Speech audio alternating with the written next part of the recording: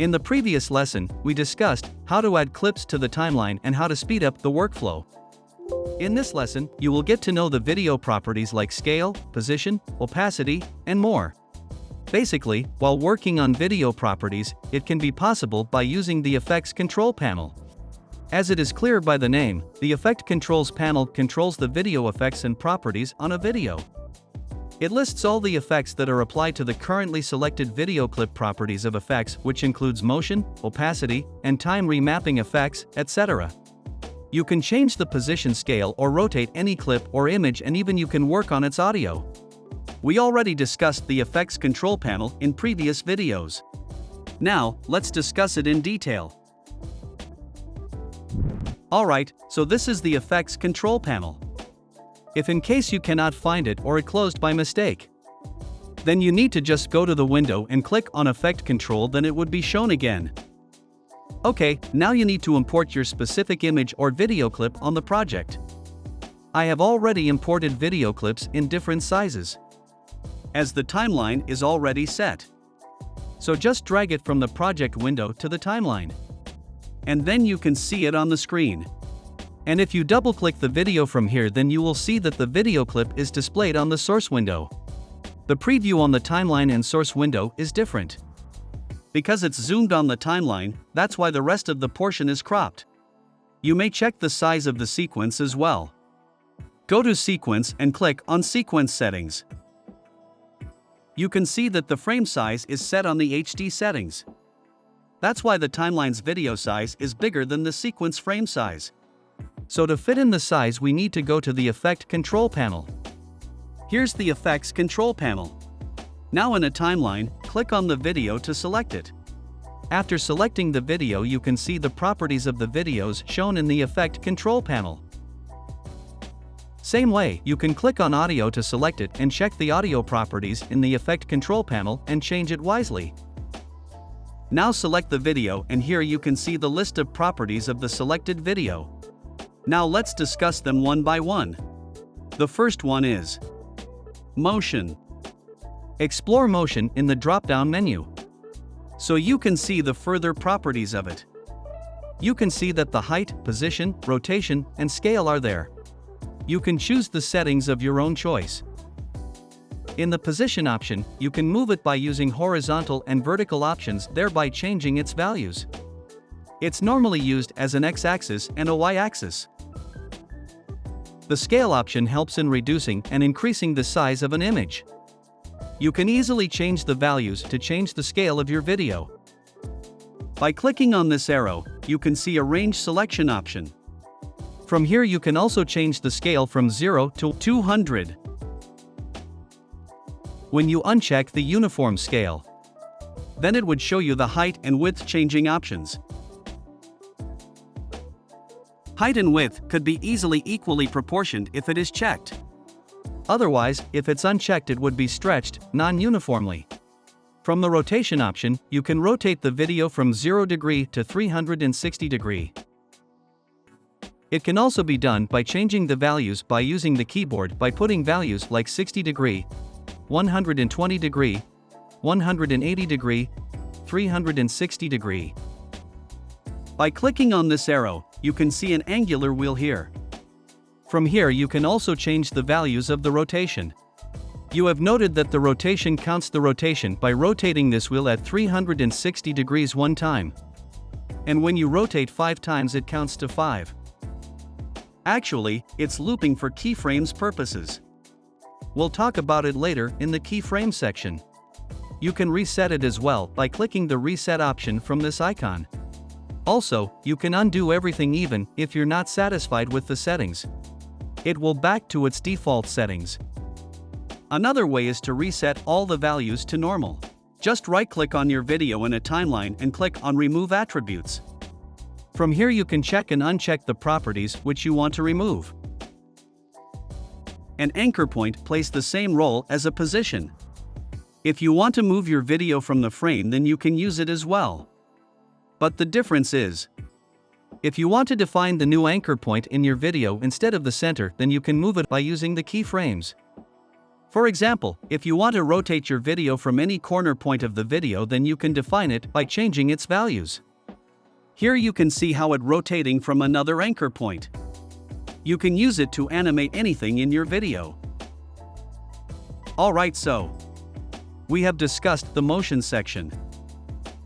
Now let's talk about the opacity section. Okay, so by default the opacity of a video clip is set to 100%. If you decrease and increase its value of it, then you can see that the video transparency is changing. If you decrease it to 0, then you can see it's totally transparent now. So that way you can use the opacity in your video. If we talk about more, here you can see the circle, rectangle, and pen icons. These allows to mask things up. If you want to mask out a certain part of the clip, you can mask it as you want. Here you can see that all the video has been turned into transparent except the selected part. And whenever you apply the mask on the video, you will get the properties with it, such as mask feathers, opacity, expansion, and more. You can create one or more masks on it. Each mask has their own name and properties. Let's get to know the properties of the mask one by one. A mask path is used to define the path. If you want to track something in a video, you can track it by using the keyframes. We'll talk about keyframes later. Mask feather is used to feathering the amount of the mask. Here you can see when increasing and decreasing the values, then it fades in and out from the borders. The mask opacity is used to change the transparency of the applied mask. You can increase and decrease the amount of transparency by changing the values from here. Mask expansion is used to expand the mask, specifying the mask expansion value. Increasing values of mask expansion can move the borders outward, and decreasing values can move them inward. You can invert mask selection by turning on the checkbox and reversing the masked and unmasked areas. You can use the blend mode to specify layers and clips stacked on top of each other to interact. For example, if have two video clips on top of each other and you want to apply the blending mode to them. So click on it here and it will show the drop-down menu. From here you select any blending mode by clicking on it. Let's say select the screen. You can see that the top video clips have blend with the lower video clip layer. You can try multiple blending modes from here as you want. And the last we have a time remapping. Time remapping is a process of changing or remapping the speed of a video clip. You can speed up or slow down your footage creatively as you want. We'll discuss it in detail in upcoming videos. So those are the default effect properties that already exist in every media and any other files in a timeline. And if you apply any effect on your video, then its properties will be shown in the Effect Controls panel as well. Now let's talk about the keyframes. A keyframe mostly uses for animation. Keyframes are added by marking the point in time where you specify a value, such as a scale, position, opacity, audio volume, etc. To create a change in a property over time, you can set at least two keyframes, where one keyframe is for the value at the beginning of the change, and another keyframe is for the value at the end of the change.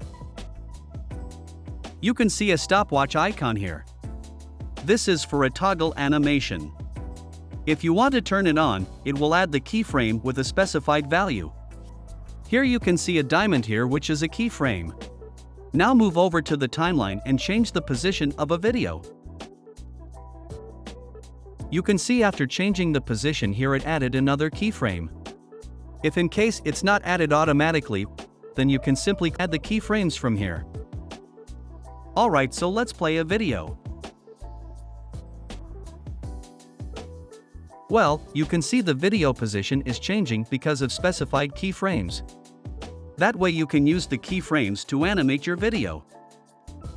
If you want to run the animation smoothly, just select the keyframes and right-click on them. Here you can see the ease of option. Click to apply. You can see the diamond icon is changed. This icon shows that the animation is applied to it. Now click on this arrow. After adding these in, you can notice the waves are changed. That means it's making starting and ending smooth. You can also use these waves to edit the values of the animation, which can make the animation more smooth.